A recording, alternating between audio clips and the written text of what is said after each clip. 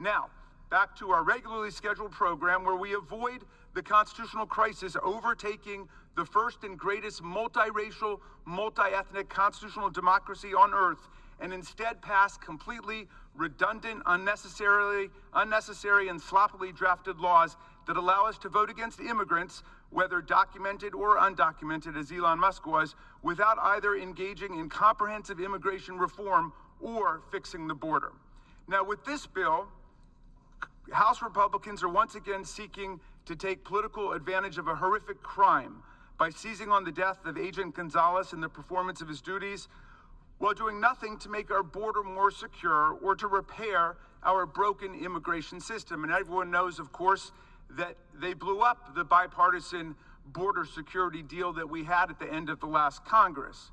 But H.R. 35 seeks to establish new criminal and immigration penalties on anyone, citizens, permanent residents, documented immigrants or undocumented immigrants, for this offense: fleeing a Border Patrol agent or a law enforcement officer who's working with the Border Patrol. But fleeing Border Patrol at the border already carries substantial criminal and legal penalties under current law. That's already a crime. Under 18 U.S. Code 758, whoever flees or evades a checkpoint operated by the Customs and Border Protection or any other law enforcement agency in a motor vehicle and flees from federal, state, or local law enforcement in excess of the legal speed limit can be charged with and convicted of high-speed flight from an immigration checkpoint. Furthermore, many decades of prosecution and case law make it perfectly clear that fleeing law enforcement is a crime involving moral turpitude for which a conviction will render a non-citizen, whether documented or undocumented, immediately deportable and inadmissible to the country. In other words, what they're dragging us through again is already against the law. So if all of it is already a crime, why do we need another version of it? Except for plainly opportunistic political purposes. And I know those are the only bills they've been bringing forward. They've got no other agenda for the country, and they've handed over the legislative authority of the Congress of the United States to Elon Musk, the fourth branch of government. But in any event, they want us to pass again something that's already against the law. Well, we don't need it. And in fact, this characteristically poorly drafted pile-on bill is so poorly drafted this time that it could subject not just undocumented people, not just permanent residents, but American citizens to prison sentences for conduct that the vast majority of Americans would not even recognize as a crime at all and would not see as a crime. Now, unlike existing federal law or similar state statutes, the bill does not define what it means to flee. In their haste to get this to the floor, they just rushed over that element of the crime, which is of extraordinary interest to every other jurisdiction and even Congress before when dealing with it. But leave that aside, it does not even require evidence of criminal intent, a guilty mind, what lawyers call mens rea, the intention to do the evil thing. In other words, this bill does not require a person to know that they're fleeing Border Patrol in order to be charged with a crime. Now think about it. It applies to citizens, not just non-citizens, and you can be prosecuted and jailed for fleeing from a Border Patrol that you didn't know was Border Patrol.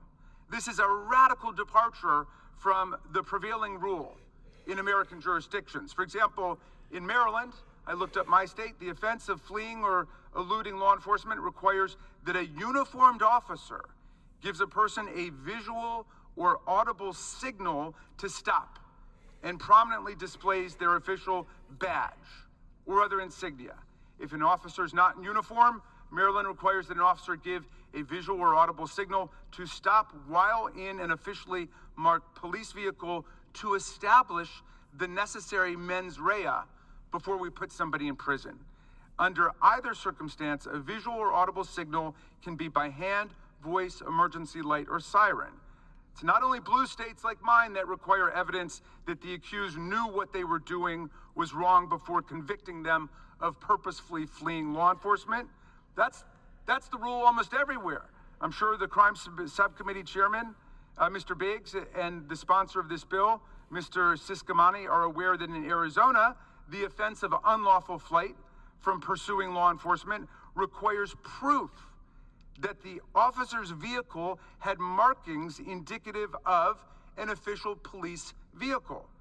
Evidence that the driver knew that the vehicle was an official law enforcement vehicle, or the defendant must admit knowing that the vehicle was an official police vehicle. In other words, their own state takes the exact painstaking precautions that they just run roughshod over in order to get this bill, which has not had a hearing, to the floor of the United States House of Representatives.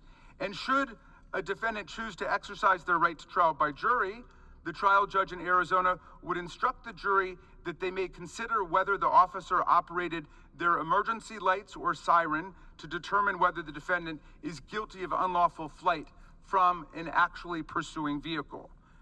As was stated in the collaborative reports, Without Intent and Without Intent Revisited, published by the Heritage Foundation, which is adamant about mens rea, and the National Association of Criminal Defense Lawyers, quote, ensuring that an adequate mens rea provision is included in statutes and regulations that create criminal offenses is critical.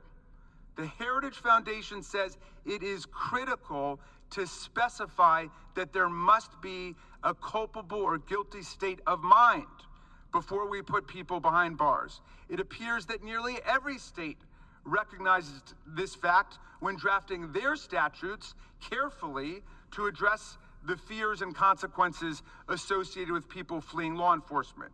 We don't want people going to jail because they were simply moving away from a person they thought was a criminal who turns out to be, for example, an undercover police officer. As a matter of fact, of the states represented by the 32 co-sponsors of this legislation, all but 2 of them specifically require, at minimum, an audible or visual signal to stop the vehicle to prove that there was intentional flight from a pursuing officer. And looking at statutes that address similar conduct in all 50 states, there are only 6 that do not explicitly require an order, direction, request, or signal to stop the vehicle. Despite this widely accepted approach to legislative construction, H.R. 35 would allow Donald Trump's Department of Justice to not only convict non-citizens, but citizens of a violation of this so-called offense, and to deport non-citizens without allowing them their day in court and without requiring any evidence of any knowledge that they were actually fleeing a government agent. Without any limiting characteristics under this bill, a citizen could be sent to prison because they did not immediately pull over when hailed by someone, a local undercover officer, for example, assisting Border Patrol. Similarly, in the immigration context, admitting to acts that constitute this nebulous, vague conduct would render a green card holder deportable. Now, the bill applies its criminal and immigration penalties even if the law enforcement officer is in plain clothes and driving an unmarked undercover vehicle. There are a lot of good reasons why a law-abiding citizen or permanent resident might be wary of pulling over for an unmarked vehicle. Just last week, reports emerged of an alarming trend across the country of rapists, criminals, and vigilantes pretending to be immigration enforcement personnel and then targeting people that they thought might be undocumented in order to rape them or assault them or harass them or what have you. I saw on TV a case last night of a sexual assailant who accosted a woman and forcibly assaulted her while pretending to be an ICE agent. I saw that last night. Another man, Sean Michael Johnson, was arrested for impersonating a law enforcement officer along with felony kidnapping, larceny, assault, and battery after he impersonated an ICE agent and stopped a group of men in their car because he told them they were not lawfully present in the country. In this environment, Mr. Speaker, it would be neither unreasonable nor surprising for law-abiding citizens to be wary of pulling over for an unmarked car that claims to be working with Border Patrol. Further, given that the Trump administration is deputizing anyone they can to get to aid immigration enforcement efforts, the number of officers, both in police clothing and in unmarked clothing, to whom this law would apply is staggering. In backing this bill, our colleagues want to impose extraordinary criminal and immigration consequences for not immediately pulling over when an unmarked car driven by a total stranger hails you at a time when criminals, including a pardoned January 6th felon, by the way, are going around impersonating immigration enforcement officers. That is a real trend happening now.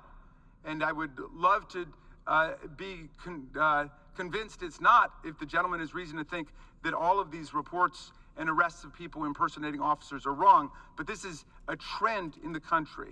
And all of this simply to give more power to target immigrants, which already exists, just for the purposes of the legislative show. This is outrageous, and I urge my colleagues to oppose the legislation. I'll reserve at this point, Mr. Speaker. The gentleman from Maryland reserves. The gentleman from California is recognized.